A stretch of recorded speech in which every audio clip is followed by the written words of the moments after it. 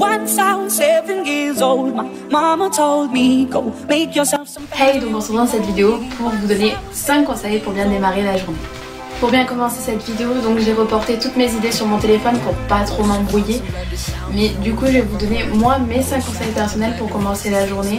Je pense que chacun a ses conseils perso pour bien commencer la journée. Il y en a qui ont tendance à pas trop avoir les mêmes conseils que moi, mais moi j'ai mes propres conseils que je vous transmets à vous avec plaisir.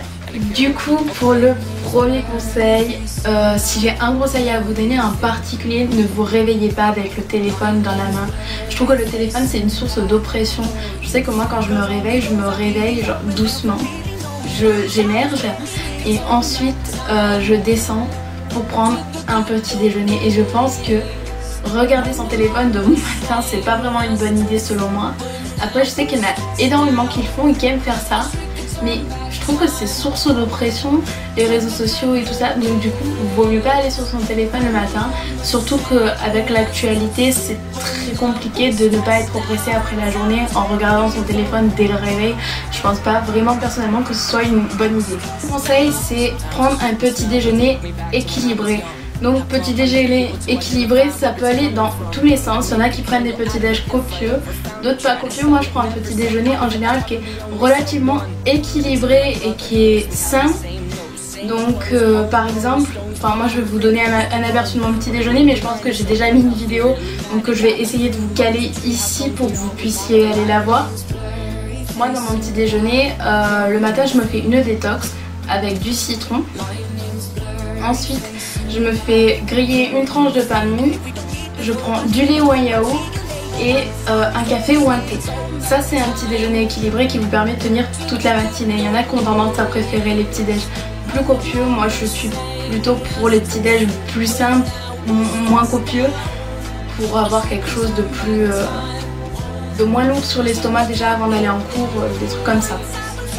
Le troisième conseil que j'ai à vous donner après avoir déjeuné, préparez-vous. Donc prendre soin de soi en soi, ça peut partir sur des routines beauté. Je sais que moi j'utilise pas mal de produits pour me réveiller la peau et ensuite je me maquille assez légèrement pour aller au lycée. Personnellement je vais avec un coup de fard à paupières et du mascara et ça fait largement l'affaire. Après vous pouvez plus vous occuper de vous, mais en général le matin c'est un peu la course, on n'a pas vraiment le temps de se maquiller complètement. Et ensuite, donc, quatrième conseil que j'ai à vous donner, ne pas vous presser. Je pense que vous avez toute tendance à vous lever trop tard. Et je le vois beaucoup. Vous avez toute tendance à vous lever beaucoup trop tard. Et ça fait que vous vous pressez et en fait vous vous angoissez. Et ça fait que vous vous dites oh putain je vais passer une journée de merde aujourd'hui. Et c'est absolument pas le cas. Donc faut prévoir à l'avance, se lever plus tôt. Et comme ça vous vous pressez pas, vous avez plus le temps de faire les choses et c'est beaucoup mieux. Dernier conseil que j'ai à vous donner pour le matin, c'est préparer toujours ce que vous avez à faire la veille. Quoi que vous ayez à faire, si vous partez en voyage, préparez votre valise la veille ou même l'avant-veille, je pense que ça vous permettra d'être beaucoup plus sereine avant un départ. Ou même au niveau de vos vêtements, tout ça, préparez tout la veille. Si vous avez cours, vous préparez votre sac la veille, je pense que c'est pas très compliqué à faire. Vous préparez tout la veille, ça vous évite de vous oppresser et de vous angoisser littéralement pour rien, alors que vous auriez pu le faire la veille et que ça prend 10 minutes. Ça traîne 10 minutes. Bug, enfin bref. C'est beaucoup mieux de tout préparer la veille, de se préparer la veille. Non, de se préparer la veille, ça va être compliqué. Mais de tout préparer la veille, je pense que c'est beaucoup mieux, c'est beaucoup moins stressant, beaucoup moins agaçant.